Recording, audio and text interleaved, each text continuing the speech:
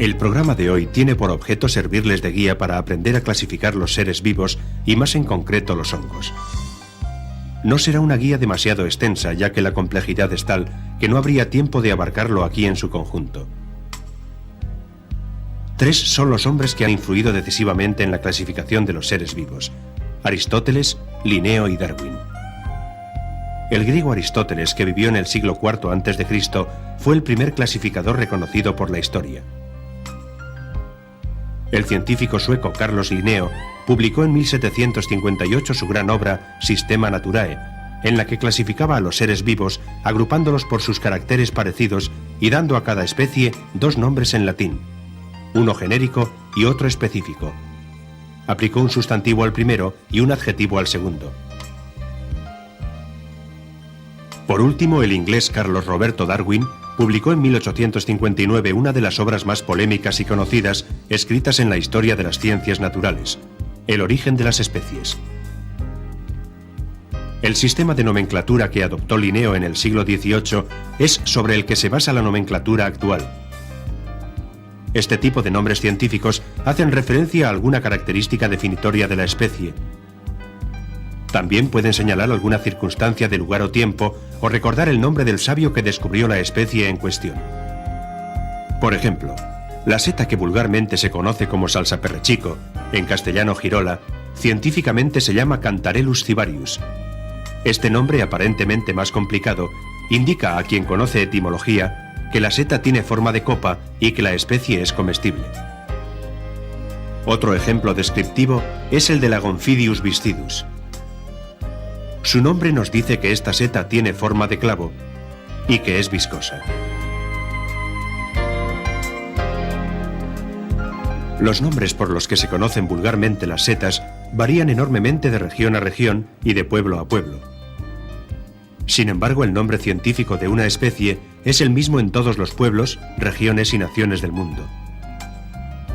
El sistema tradicional de denominación de los seres vivos, y en este caso de los hongos, se ha convertido en un lenguaje universal que en todo el mundo se entiende sin dificultad. Es muy difícil realizar una clasificación completa de los hongos en general y de los hongos superiores en particular, que son los que más nos interesan por ser sus frutos las setas. Los hongos han sido clasificados como vegetales, pero actualmente la mayoría de los científicos los consideran pertenecientes a un reino aparte al que se le ha dado el nombre de fungi. Otras de las dificultades que presenta la clasificación de estos seres vivos, las setas, residen principalmente en que su ciclo vital es muy efímero. Por lo tanto, sus distintas etapas, nacimiento, juventud, madurez y vejez, se suceden con gran rapidez. Esto significa que cada especie, incluso cada ejemplar, adoptará muy diversas formas y coloraciones en un corto espacio de tiempo. Serán, por tanto, más difíciles de reconocer.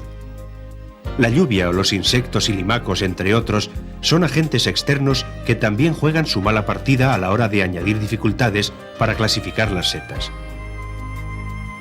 Para hacerse una primera idea, es importante saber que los principales grupos de clasificación de los hongos son 4: el orden, la familia, el género y la especie. El orden agrupa a las familias engloban a los géneros, y los géneros a las diferentes especies. Luego, dentro de cada especie, se dan multitud de variedades y razas distintas. Por ejemplo, esta especie, la Boletus edulis, pertenece al orden de las boletales, a la familia de las boletáceas y al género Boletus. La conocida lengua de vaca, o Hypnum repandum, entra dentro del orden de las afiloforales, o setas sin láminas, de la familia de las hipnáceas y del género Hypnum.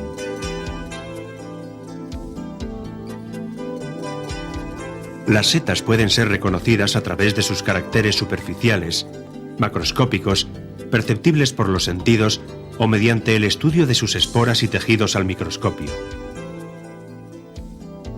El sistema más certero de clasificación es obviamente el segundo.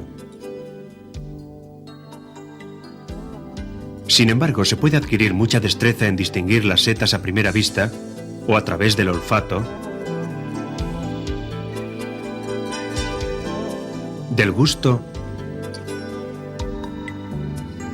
y del tacto.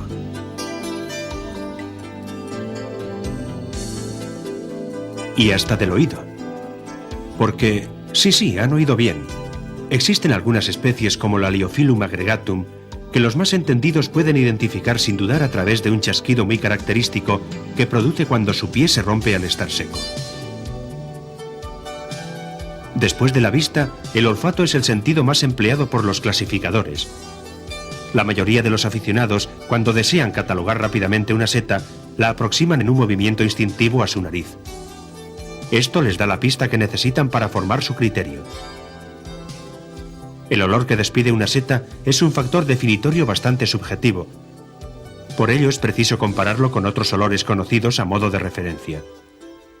En la mayoría de las especies, la carne del sombrero es más olorosa que la del resto de la seta. Sin embargo, en algunas otras, despiden más olor el pie o las láminas. El olor varía también según la especie que se trate y según la edad del ejemplar.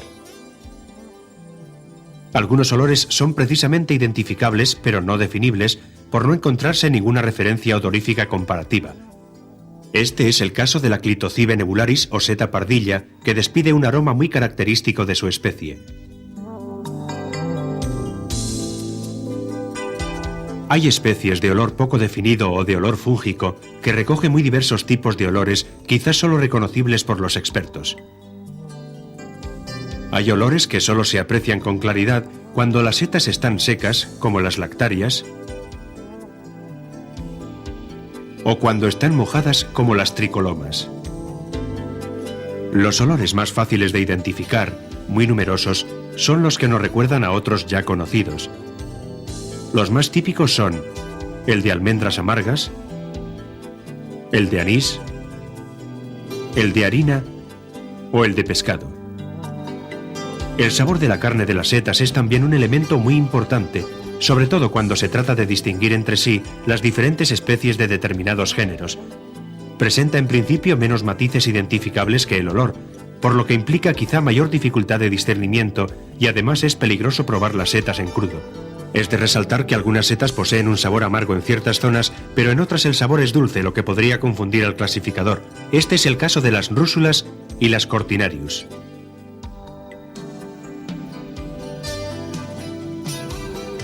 Según los expertos seteros, cuando se prueba una seta es preciso prolongar su permanencia en la boca.